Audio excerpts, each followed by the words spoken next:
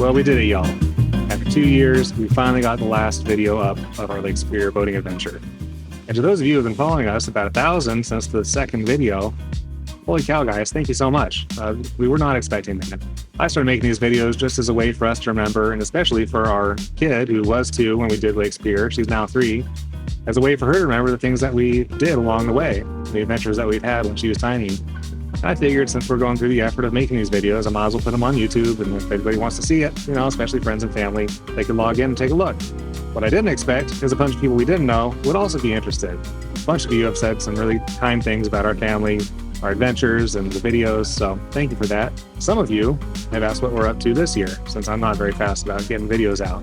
Well, we've been doing the Great Loop since last September. If you're not familiar with the Great Loop, there's a continuous waterway that takes you down the Mississippi, where you can connect to the Ohio and the Tennessee rivers, which will take you down to the Gulf of Mexico. And then you go around Florida and then up the East Coast into either Canada or the Erie Canal. We're going to be taking the Canadian route, so that'll take us up through the Rideau and the Chant 7 canals, which will eventually pop us out into the Great Lakes, where we'll be able to catch the Illinois River.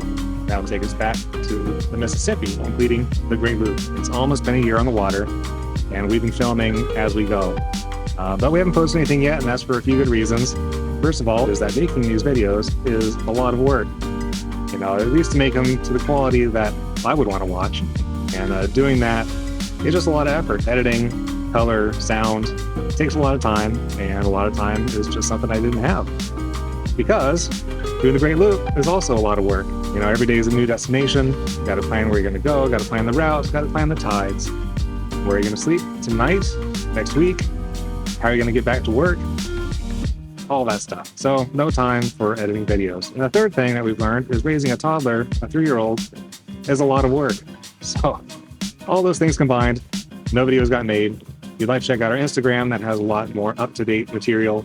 But even though I'm falling behind on that, thanks again for checking us out. Here's a few things we've seen so far.